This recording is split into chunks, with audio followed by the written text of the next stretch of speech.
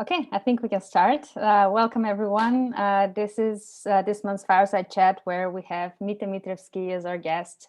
He is a director at Trust Center at Klarna, and we'll discuss high availability and how they maintain 99.999% uptime. Just a quick intro for those of you who are new to our events. Adeva is a remote network of tech professionals. Our vision is to enable work without boundaries. So this is part of the efforts we take to achieve it.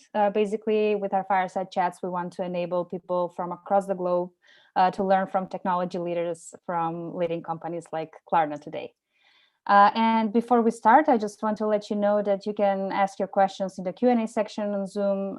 We'll go through them and try to answer as many as possible at the end of the event. Okay, so without further ado, Mite, welcome. Glad to be here. Thanks, Katrina. So I would like to kind of start off maybe with a bit of an introduction of Klarna first, because maybe not everyone is aware of the company. Klarna was founded about 2005 in Stockholm, Sweden, kind of with the aim to make it easier for people to shop online at the time. So overall, like the company has evolved in different areas and has grown severely in the past years. Overall, at the moment, we have about 90 million active customers, about 250,000 different merchants. And on a daily basis, there is about 2 million orders being placed on all of these merchants. Today, the company has about 3,500 employees, out of which maybe about 1,500 are engineering. And some of the investors to kind of highlight are companies like Sequoia Capital, Primera, Ant Group, Visa, Atomico, and a few others to kind of name. Snoop Dogg obviously is one of our investors, so that's the one that's probably more known than the others, I would say. But overall, we have presence in various different markets, primarily Europe, US, and Canada, which is fairly recent, the Canada expansion. And we have some presence in Australia and New Zealand as well from the past years. Overall, the company is growing in different directions, and based on need, it's growing in different markets, becoming more and more international over time, which is something I'll mention a little bit later when we talk about the more practical aspects of how things happen. Regarding myself, I'm driving a group called Trust Center, which works in the city office team. It's a group of teams that are more operationally focused in the company. I've been doing this for the last 6 months in this role, and about 3.5, 4 years before this, I was also engineering director, but for our merchant product offering. So I was building up our merchant portfolio for purchase products, like products like Klarna Payments, Klarna Checkout, address shipping solutions, in-store solutions, etc. The shift to kind of more operationally focused role was to kind of drive a little bit more the quality aspects of our offering and kind of build up the trust that we have. And in this group, we have a team called Live Operations, which handles our incident response. So how do we handle when there is an actual incident ongoing?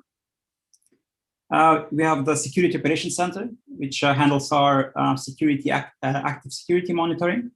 We have a team called Customer Aftercare that handles issues that happen post-incidents and making sure that we treat our customers, our merchants, and partners right, as well as the end consumers, obviously. And we have a couple of other teams that we are building up in this area to kind of make sure we give the solid customer experience across different touchpoints. I've been here at Klarna for about 6 years. Before kind of these leadership roles, I was more in the kind of hands-on building some of these purchase products and was part of kind of growing this group from about maybe 30 people to about 120. And kind of recently also, when I took on this role, we are kind of rapidly growing in different areas, location-wise at least. Primarily, our engineering sites are based in Stockholm historically and Berlin. But due to the operational nature of the teams, we have expanded a little bit to have engineers in the US and Australia as well for all of these teams that I mentioned before.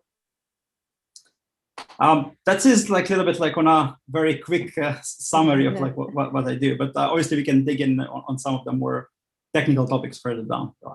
That's great, and we'll focus more right now on how do you try to avoid downtime and incidents and stuff like that. But at the end, I'd like to circle back to also how do you handle everything when it happens, because it has to happen sometimes. So just as a quick ease into the conversation, can you explain to all of us in simple terms, like what's high availability? I mean, obviously, like there is like many different definitions on like high availability for different companies, and I obviously put the topic a little bit provocative. Like it can, there is different ways to measure this and how it's actually gets treated. At the end of the day, what is important is like, do we give our customers the service with the expectancy that they have, with the availability that they have, and obviously, Klarna being a financial institution handling payments primarily in different forms or shapes, as well as kind of new age banking services, let's say. A lot of this is tied directly to financial incentives for either the merchants or in some way directly impacting the customers. So overall availability is key aspect to ensure that we have this quality of service to our customers. So having high availability is core to like a lot of our offering that we have from the different services. Like we can talk about the different technical definitions and like service credits and whatnot, obviously, but I would skip a little bit to that and talk about a little bit how we actually increase the availability rather than going into more formal definitions of that. Yeah, let's maybe talk a bit about, so when is it really a time to focus on working on high availability? How do you notice that your company needs to focus on enabling highly available system? And then what are the issues or impacts that not working on it would introduce? Yeah, so I mean, obviously, like we as company have not started like this, and this was probably before my time. So I'm kind of explaining a little bit what was the situation long before I joined. But when the company is starting off, like maybe having an outage for 5 minutes is not that big of a deal. Having scheduled maintenance for like a couple of hours does not necessarily impact the business in any significant way. As the customer base grows and like you're handling like serious amount of different customers that are actively using our application, whether that being a financial application where it's more easier maybe to quantify like the direct impact, or provider like Zoom or Hangouts or any similar like SaaS solution, let's call it. There is a tipping point where a certain number of customers make it worthwhile for you to invest in making sure that you do have zero downtime deployments. You do have you have thought about like the impacts on degradation on different aspects of your services. I believe for Klarna that probably happened maybe 5 years down the line when it started becoming like a bigger player in the Swedish e-commerce primarily at the time. At one point, maybe 5-6 years in, we were handling about 30-40% of the e-commerce in Sweden at the time. So overall, an outage on Klarna would mean like a full stop on a business for a particular merchant. So they don't have any alternative in Sweden, so they can't actually sell their goods. So overall, it's highly important for them for us to actually be up. So I believe like that's kind of it's a simpler case. I would strongly suggest though, like starting out with like overly architected and a design solution on making sure that you start off that way. It's not always necessary, and we don't do that for all of our products offerings. Like we have maybe about 250 different teams in the company building about, if I'm not mistaken, about 10,000 different services. All of these, like I would say maybe 60% of these do not have all of these strict requirements. But obviously, we have like an end customer products that do have this, and then it's necessary to kind of go the extra mile. Right. And you mentioned zero downtime deployments. Let's talk a bit about that. Like, what are the release strategies that you have? How do you handle that part, and how does it benefit the end customer?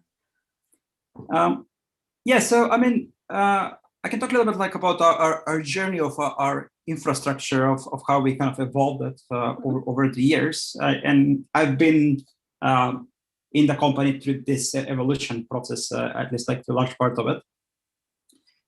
Historically, the company started off as one big monolithic application. The company founders are not technical per se. They were the three of them were from Stockholm School of Economics, which is a prestigious school for like Master of Business Administration. So all of three of them had like idea, and they got some funding. And part of like one of the investors that did the funding for them was a company that handled like Erlang consultancies.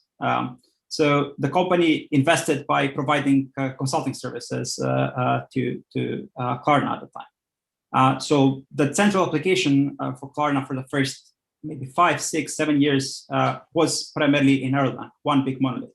That application is known as CRED.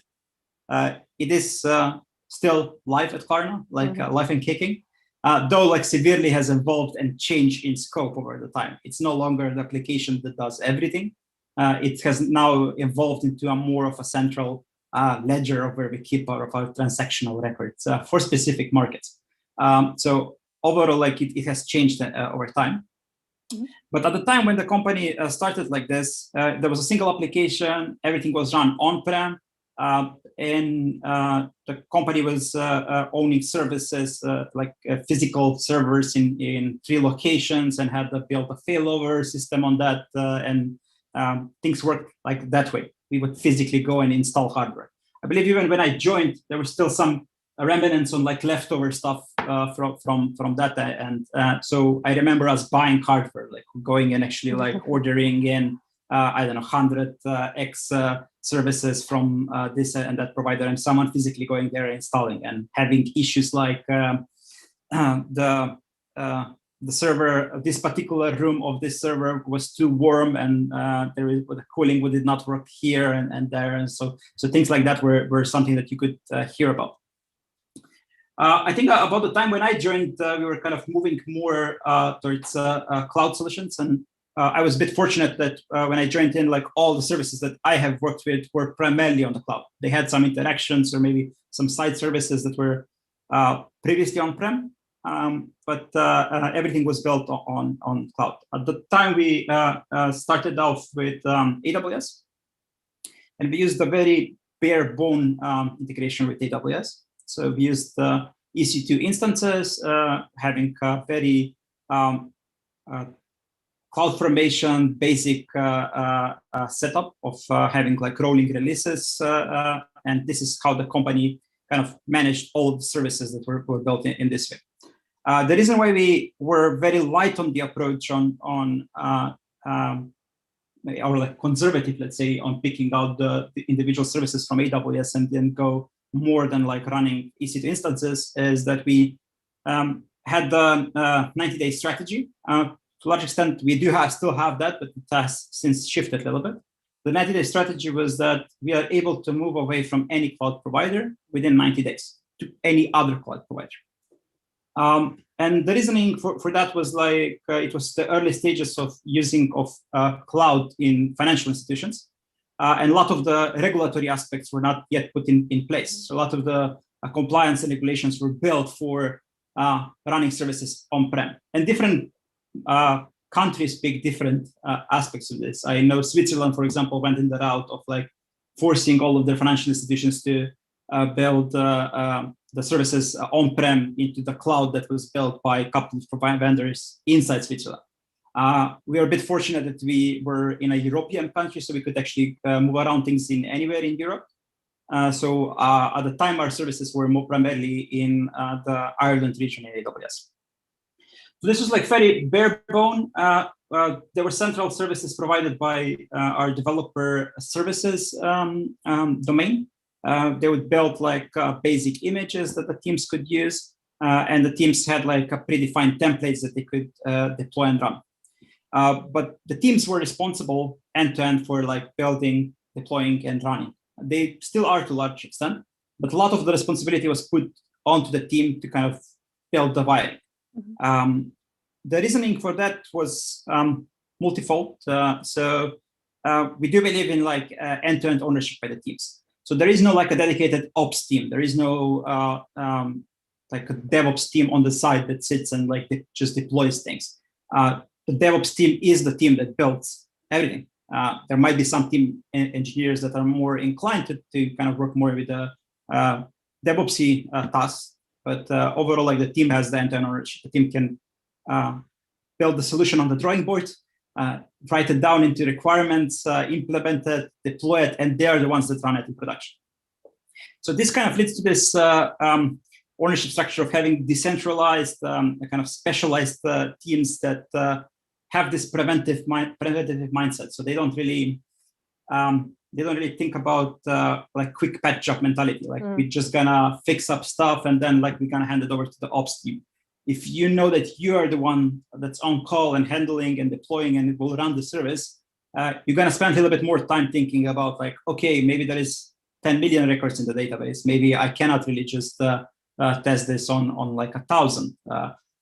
Or kind of making sure that like you don't do very shortcuts as much as you would do otherwise. Overall, I can think to this day, to a large extent, we are still working like that with the end-to-end ownership. But what has changed under the hood is a lot of these infrastructural bits. So as I said previously, everything was bare bone EC2, ELBs, and CloudFormation. So everything was a very basic setup. What this did give is that each team had like a freedom to pick the technologies in the sense like how they're gonna build the services. But a lot of this required the different many teams to reinvent the wheel consistently. So for example, I remember there was a particular issue around how you do rolling releases in AWS. So the concept of rolling releases in AWS is that you have, let's say, 3 services, and then you're introducing a new version, and then the new version gets exchanged to these 3 services. And there is a mechanism you can say like exchange them one by one, exchange all of them at once, pull up like with this type of policy for the rolling release.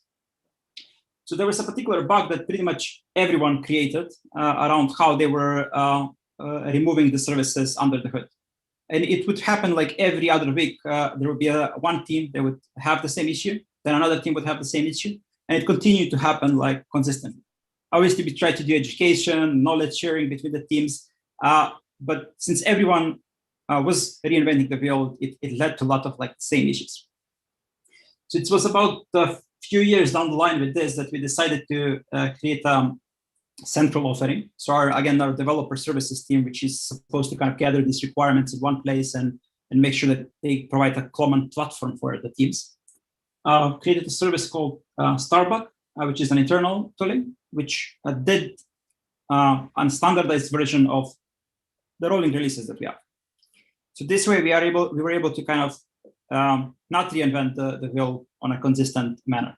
It was still running on bare bone EC2 instances, but with the caveat was that at this point of time, we were running Docker in production, which was a big deal back in the day. It was not a common thing that teams were running the Docker services in production. And we did evaluate like different solutions of using like bare bone Kubernetes under the hood. We did use that for certain use cases. But overall, like we still use this central platform for the most part.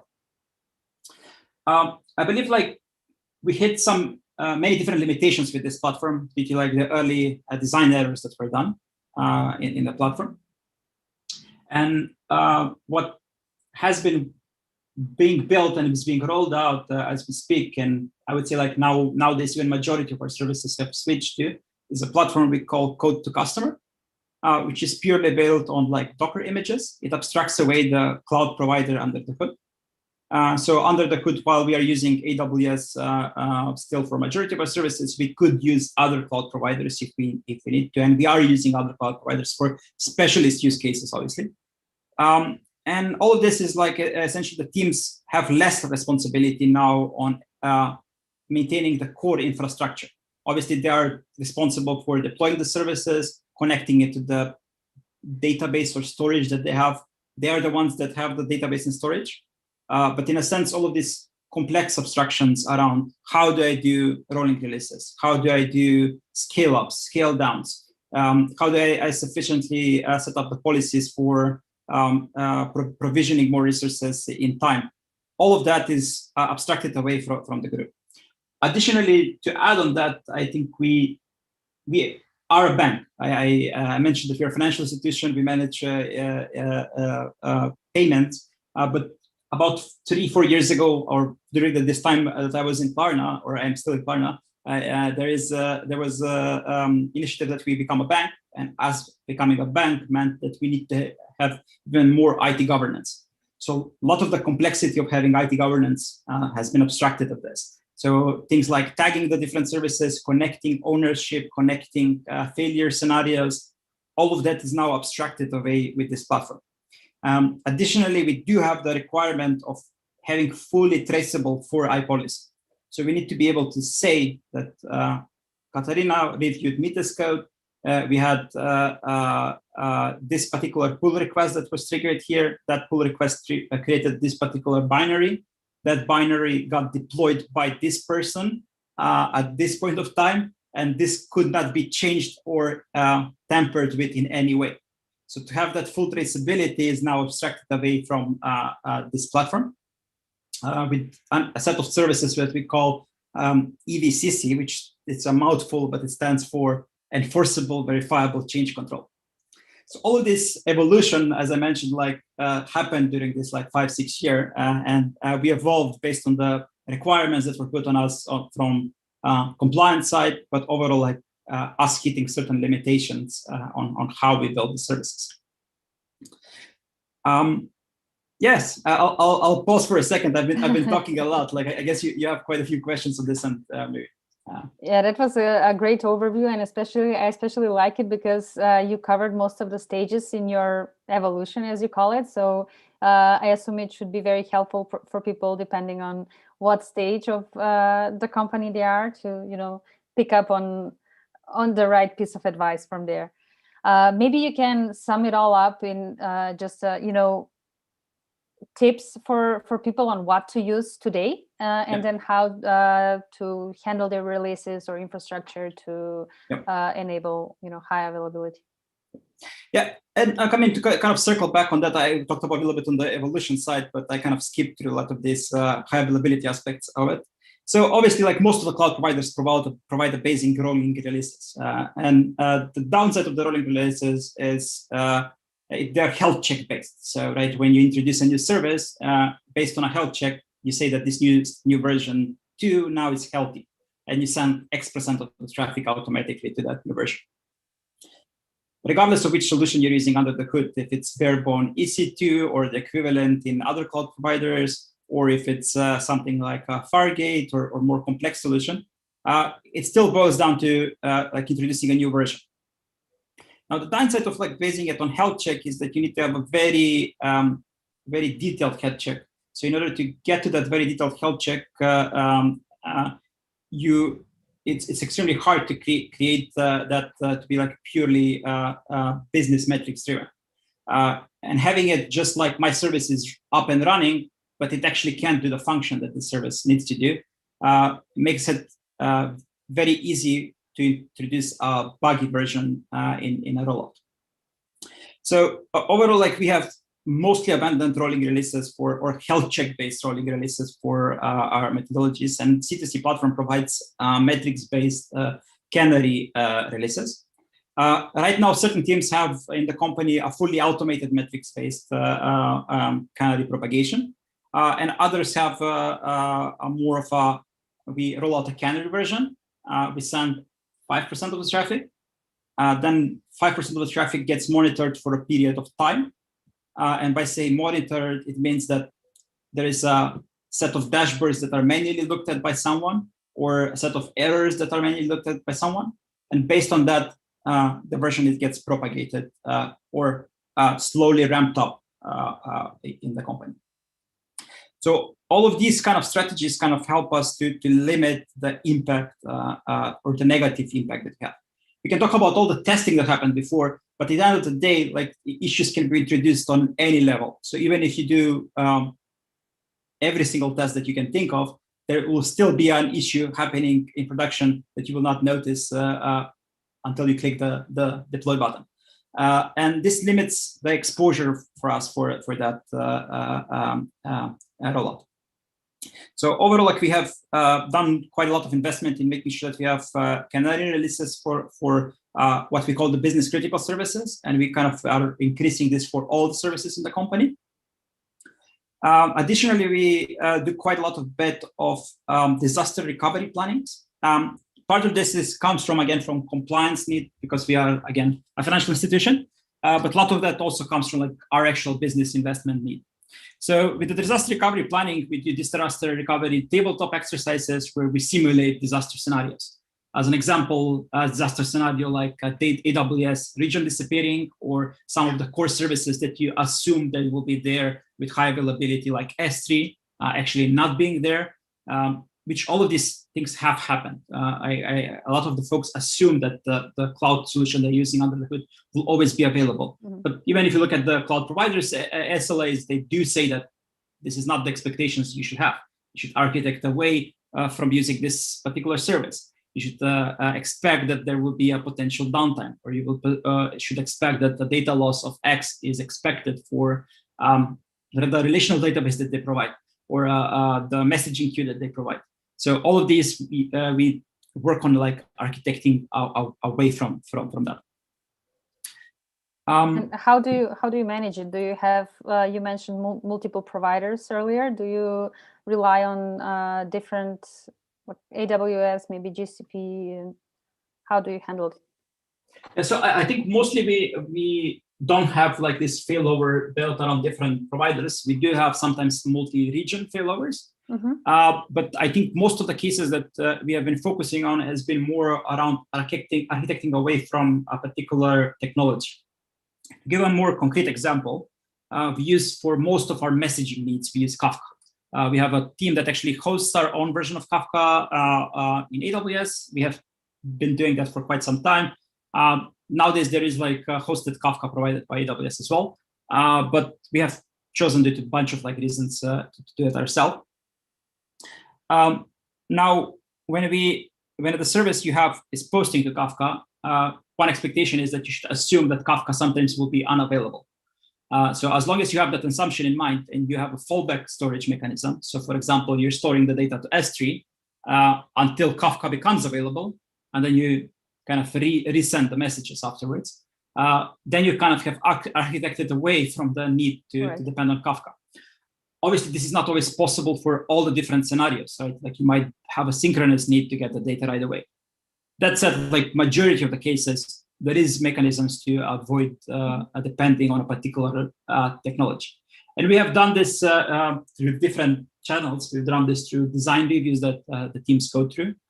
We have done this through looking at our operational incidents and kind of bringing back the learnings, which I'll talk a little bit. I hope later we can talk about a little bit more on that. But overall, like, we have kind of tried to kind of have this feedback loop of making sure that we have identified all of these trade-offs. I think a lot of the functionality, even like on a business level, is built around having fallbacks for everything and having graceful degradations. As an example, a simple case would be our checkout product. We have a checkout product that provides different payment methods. So, for example, if some of our underwriting capabilities, which means our capability to issue credits to Mite, they are unavailable, the set of services for that. We don't show those payment methods at the time of in the session, but people can still pay with a direct payment method. So they can use the credit card, they can use bank transfers, so they can use different payment methods to handle that. So in that sense, like, while it's super important that the underwriting capabilities work, we still have a fallback mechanism for when they don't actually work. Right. And since we are part of this global infrastructure of like payment companies, a lot of the stuff, connections towards Visa, towards MasterCard, towards the payment service providers, a bunch of the partners that we have, we do build things with redundancies, having fallback providers for everything that we do. And of course, we are growing that capabilities across like the different functionalities. We don't start off with like 2 providers right away, right? But yes. Grow with 2 over time. As you mentioned before, you need to notice some change and then based on that, adapt and introduce something new. Great, very useful information. And I know when we were discussing the topic, you also mentioned stability patterns. So maybe we can touch a bit on that and then move to monitoring and how you actually handle it when something happens. Yes, of course. So I mean, there is different aspects of like the bets that teams consider on the stability end. Like one simple thing that we have invested heavily is build up an experimentation platform, and that kind of one has like 2 use cases. One use case is obviously running like A/B test experiments to kind of optimize specific user flows or customer flows. But then the secondary use case for the experimentation platform is using it as a feature toggle or slow rollout on different functionalities. So the way we do this is we deploy the new version of a functionality with predefined like how it's supposed to work. But then we don't turn it on until after it's live in production. And then we either feature toggle it or slowly enable it for percentage of traffic. This allows us to actually investigate like what actually happens in the journey. We definitely do this for any significant change, either if it's on a technical nature or if it's on a business functionality nature. So a simple case would be changing the color of the button. Like if we have a red button or a blue button, we might do like an A/B test on that and see like which one performs in what ways and what kind of confusion this leads. And the experimentation platform also allows us to tag this across different services because in one particular purchase flow, there might be 200 services involved across the company. So we are able to tag and correlate across all of these data points and see the full behavior of like, why was it that the red button was actually the thing that people liked more, or why was there an actual underlying bug with treating like the red button to not function. I think that's like one of the more basic bit that majority of the teams we have are using. Obviously, we have the business critical services part of this performance testing that we do. We have a performance testing team that helps the teams on the tooling side and making sure that they avoid specific pitfalls around performance tests. And as an outcome from the performance test, like often is that we need to have timeouts for every single dependencies, the tuning of those timeouts, to making sure that after the timeout, there is a particular degradation and fallback on it. For many cases where it's applicable, we also put circuit breakers. So the simple case with the circuit breaker is that we split upon a circuit breaker if this downstream dependency responds with 500 for a period of 1 minute. So rather than us hammering that service, well, it's having issues in scaling or something like that, we try to turn off that functionality. Mm-hmm. Again, this is not always possible. Like sometimes we need that other service because it's in the critical path. But even in some cases, even if it's in the critical path, maybe it's actually better to have a circuit breaker to make sure that we don't hammer it and let it kind of scale if there is a issue in the tuning. And we try to actually catch all of this in the performance testing. I wouldn't say that we always catch it there, but that this is where most of that is happening. We do also try to kind of keep the services as much as decoupled as much as possible. As an example, one bigger investment that we've been doing in the past year, I would say, is building a service authentication set of services to actually make the key rotations for credentials between the services a bit easier, but also to kind of decouple the dependencies between the services so that teams can change DNS names and entries before without actually needing to inform a lot of the other dependent services. This is something that, for example, we are now at the moment like rolling out more.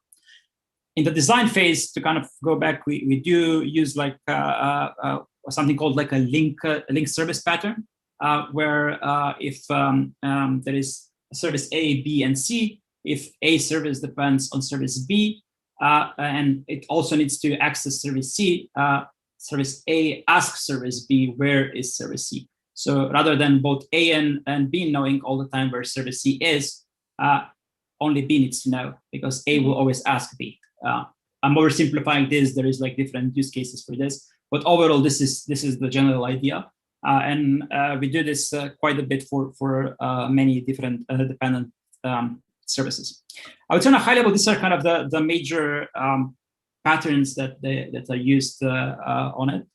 In certain like more asynchronous flows, I do think we are using a little bit more of a handshake mechanism, where we say like there is a spike of messages that will come, and then there is a scale-up event happening downstream to make sure that it handles the load, or we only push specific loads of like 1,000 messages at a time to make sure that the other ones can handle things like that. But that's mostly for asynchronous flows, like we need to send a batch of emails, as an example, would be like a very, very simplified case. So to make sure that they've been sent correctly. Exactly.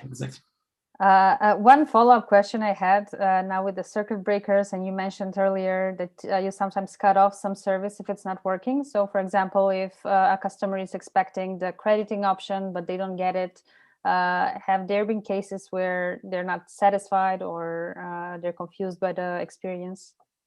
Yeah, I mean, most definitely, like that. All these are kind of can lead to a lot of like UX confusion, and this is done when I say like on design. It's not just on a technical design. Most of the teams we have in the company are cross-functional in the sense. So most of them, if there is a customer UX, there is likely a designer in the team. There is likely a product manager maybe in the team. Not always, but there's likely is, or like an analyst that kind of goes into a lot more detail on these cases. And we do have a system that is able to tie the customer support errands. So like we'll be able to notice that changing the button to red created a lot of phone calls to customer service, or like an increase of phone calls due to folks being confused. So there are multiple feedback mechanisms to go back to the team. Unfortunately, some of those feedback mechanisms sometimes can take longer than we want to. Like maybe the button case, it will be super fast. But other things, like we do something on email send out, and that email send out takes a while to reach the information. So some of these are can be a bit harder to tweak.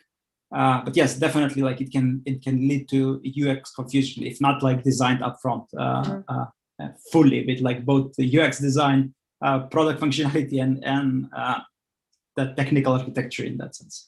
Right. Okay, so be careful when you try that. Exactly. Let's go to the monitoring part, incidents handling. How do you manage all of that? And maybe you can share some interesting incident that happened to you in the past. Yes, of course. So as mentioned before, like one of the group that works in set of teams that I'm leading, it's called incident response.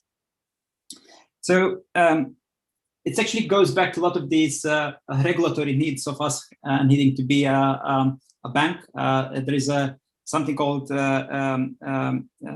European Banking Authority, and they have a bunch of guidelines on this. Obviously, we have adjusted this to kind of the more startup-y world or like a more tech-driven world. So we have a team that manages the instance. So like all the teams, as I mentioned, like are owning the services end to end. But occasionally, if there is an issue with the service that the team has, and it requires need of coordination from multiple parties, or in general, like it has any type of customer impact, the teams called up this incident response team, and they internally create an incident, and that incident is actively being managed. So what does that mean? Like the incident response team is bringing in all the right stakeholders. They handle the communication. We're actually quite transparent on this, and I suggest to everyone in the call to have a look at status.klarna.com. you can have a look at like all the incidents we have had in the past. So all the customer impacting ones at least. And we are very transparent in that particular issues have happened. So you can actually see what has happened. And this incident response team is handling the communication here. Then the incident response team also helps the coordinative activities, bringing in the other teams, driving to resolution, making sure that we complete the comms on it and close down the incident response at the time. And after the fact, we actually do postmortems for all the incidents. So we analyze different root causes. So we use a methodology called the 5 whys principles. So a simple case would be, let's say we had the red button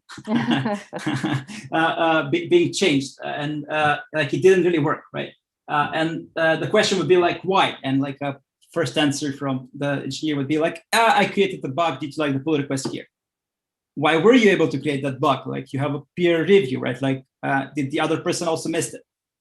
Yes. So like, why did they miss that? That would be like the second why, right? So like looking into like, why did they miss that? And then they would say like maybe, oh, but like we do the same type of pull request reviews. It was just a color change. Like obviously this shouldn't have caused an issue. Like so this is why it was boring. I reviewed that. Okay, so like why do you have so many of these like quote unquote boring peers? Like is there something in the process on like how the code release is done? So we continue with this to kind of dig to like a real root cause, and we try to never stop at the human error, because human error is like a very easy way to answer. Like, why did this happen? Oh, it was like Mite caused it. Like, yes, but like there was a lot of contributing factors that led to Mite causing it. Also having like blame on like, okay, we had a customer support agent and they did a typo. Why were they able even to do a typo? Like, why didn't they get like a lot of warning signs highlighting there? Or let's say someone deleted a record in a database in production. Why did they had an access to production directly in the first place? Like, how come like they were not given a bunch of warnings when they run the command? So all of these things we kind of ask there, and then we feed back that as a future actions, and we map them into tickets, and those tickets get highlighted. And this is kind of how we have like a self-improving organization to make sure that we learn from this incident. For the bigger outages or bigger problems, we do share this across the company. And we have a group called Operations Committee, from which I'm also part of, but it's chaired by our CTO. So it has a representative from engineering, from our privacy legal, from our compliance teams, as well as like from customer support. And we review more significant incidents that happened last week. So every week we spent about 4 hours just going over any type of issues that happened and making sure that we learn from those and correct the issues, and that we spread those learnings across the company to ensure that we have the self-healing aspects, and making sure that we get to the real root causes on the issues is the main bet. Like it's very easy to stop what like Mite caused the bug, and that's like Mite will do better. Like that's not really like that's not really like showcasing why was this event possible to happen. Maybe we had like an experienced person running the services very early on, like they needed more education. There's lots of like organizational issues. Most of the time it's a process issue or lack of understanding or miscommunication rather than an actual technical, very technical bug. Obviously, occasionally there is very technical bugs as well. I mean, since you mentioned, like, I can actually share one that like I can talk about, since it was me causing it, and I think it happened maybe the third week that I was on the job, or maybe it was about 1 month in. I don't Did exactly they blame remember. you, or did they ask the 5 whys? So that's the bit. Like we have built the whole incident process to be blameless. Like we focus on the learning, right? It's most important that we get the learnings back and we don't have the recurring same type of issues. Like issues are gonna happen. That's like we are doing changes, and like the world around us changes. Like even if we don't change, like the world around us changes, right? So there is a concept in the card industry where you do like an authorization, which is like the reservation of the funds, and then you do a separate capture where you actually withdraw the money. So the service that I was building at the time was called Klarna Checkout, and like at given point of time, it was doing a snapshot of the data, and based on the snapshot, it was deciding this was actually an altered card or it was actually captured, and it was passing that information to downstream services. So the downstream services would say, okay, this was captured card, so we already took the money from Kategna, so we don't need to take the money anymore. Mm-hmm. What the mistake I did together with a colleague, because it was peer reviewed, we both did the mistake. We missed that a particular error scenario where we were marking the data wrongly, and this was not caught by a test. So we were saying that the order was actually captured, but when the order had only reservations on the cards. So this was ongoing for maybe a week. And then our finance group noticed like, oh, like we're getting less money into our accounts, like something is off here. Many of the others, we started to kind of jointly create an incident. We started to do investigations. And then we found that it was the particular issue where we were marking for the wrong payments. We were able to correct and recuperate the money. But at the time when this happened, the total amount was 10 million USD of like potential loss. So we started. Wow. The starting point was like Mite and the colleague has caused like a 10 million loss, the potential loss, right? We actually ended up with zero potential loss because it was detected on time, and there was lots of learnings from this and so on. And this happened like maybe it was not the first weeks, but it was the first months for sure at my position. So I kind of quickly understood the learnings of like the impact of small changes that can have, and how we actually like paying extra attention on the pull requests and testing and the quality side of it. And I think this has probably stuck with me ever since. It's probably maybe one of the reasons that I'm also more focused on these more operational teams nowadays. Mm-hmm. I really like this bet. You really understood what's the point behind it and why is it useful.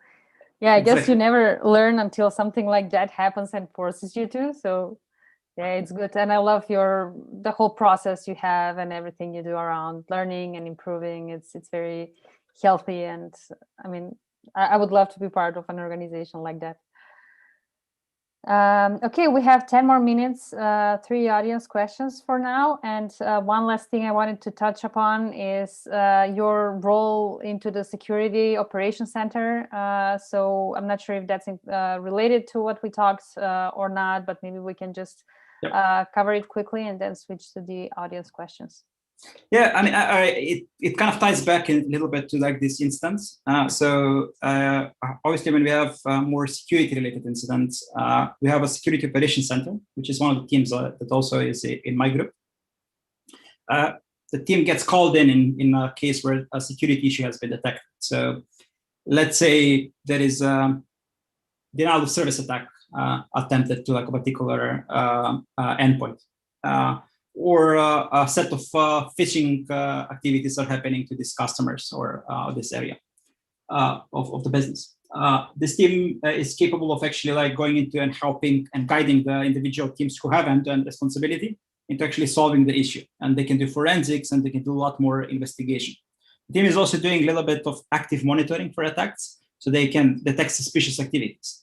So, for example, if my device all of a sudden starts connecting from North Korea, it will highlight on their monitors and say like, okay, we have like IP addresses that should not necessarily like are uncommon in the connectivity here. So that will trigger investigations on their end, and they will try to do forensics of like what is this IP actually doing in the Klarna network. So they actually do active monitoring on both like the employee network of data, but also of our end services. And the group is also doing a little bit more on the threat intelligence side. So they look into common issues. There was a recent example of maybe a month ago, there was a bigger pseudo vulnerability. Well, we do have like vulnerability management team, and we patch vulnerabilities with particular frequency, a lot of KPIs and things like that. With the pseudo vulnerability was like one of these where an attacker could get like pseudo access to like root access to within like a easy way to kind of attack. And we did like a force push to make sure that the entire organization patches things, and we were able to patch all but like 6 services in like 20-hour time frame, which is like very, very impressive to me, at least because it was 10,000 or so services that were automatically patched with like newer versions of the sudo package in all the services, and as well as like endpoints, like the physical devices that we have. So this team is also like a little bit more security oriented, and they are a little bit again on the operations side, helping the teams guiding into solving security attacks. Good, very effective explanation. Okay, now for the questions. I'm not sure if if you mentioned about some specific tool, but maybe we can emphasize it again. So what service do you use for alerting when an incident occurs, and how are you handling the incidents? We talked about how. Yeah.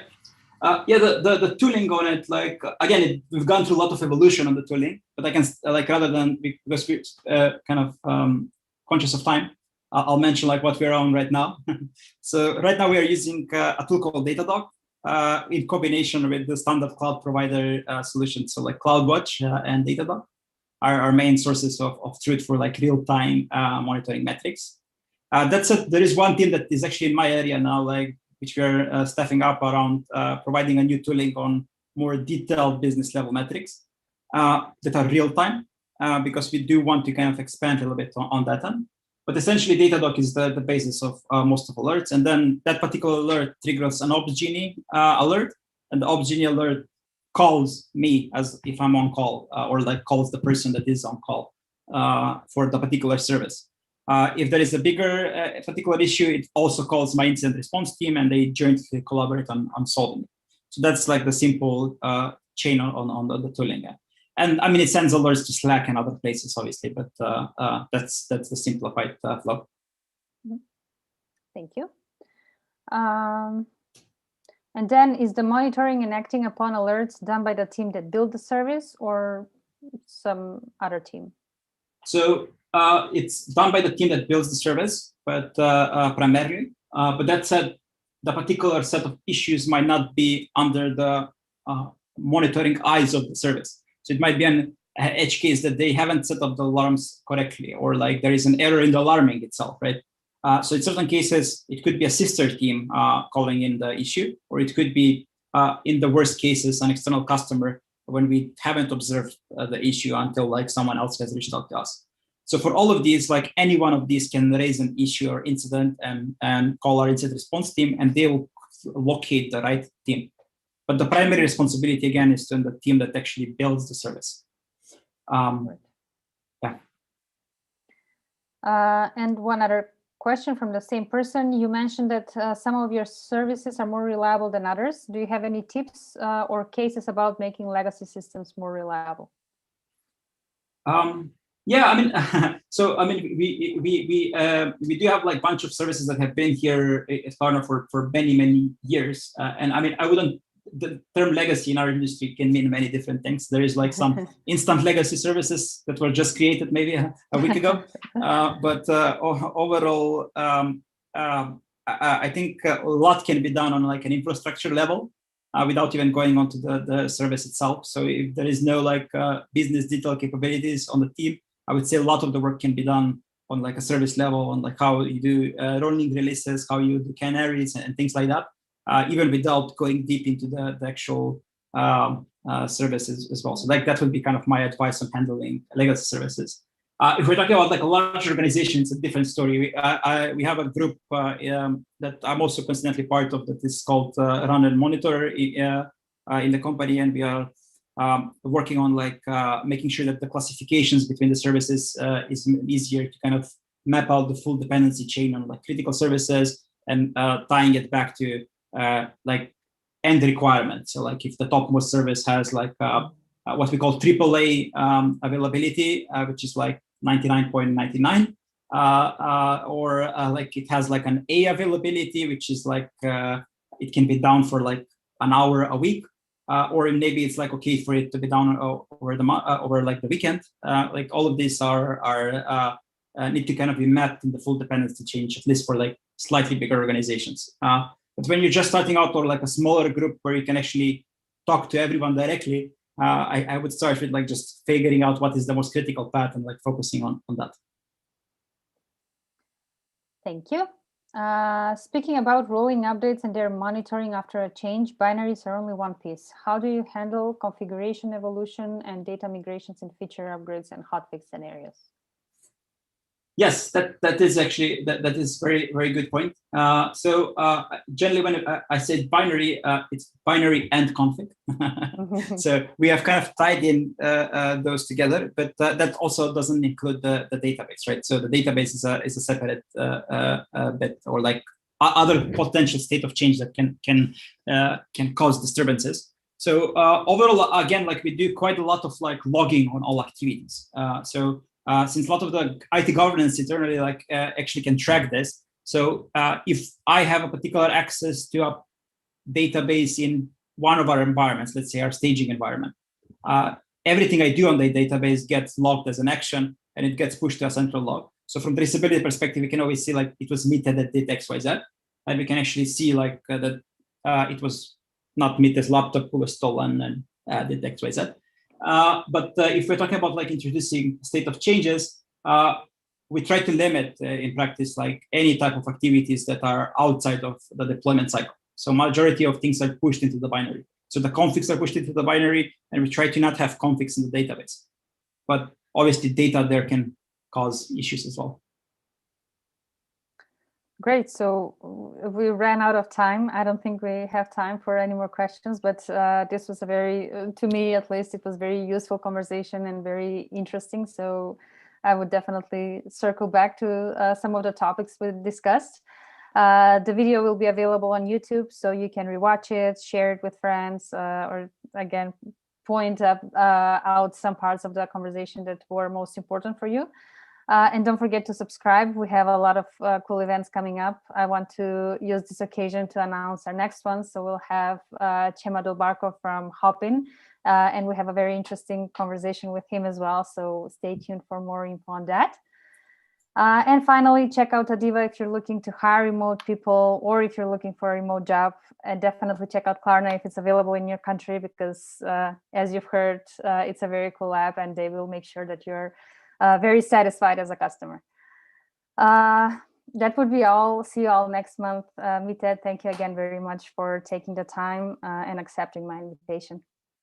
Thank you as well. It's been a pleasure.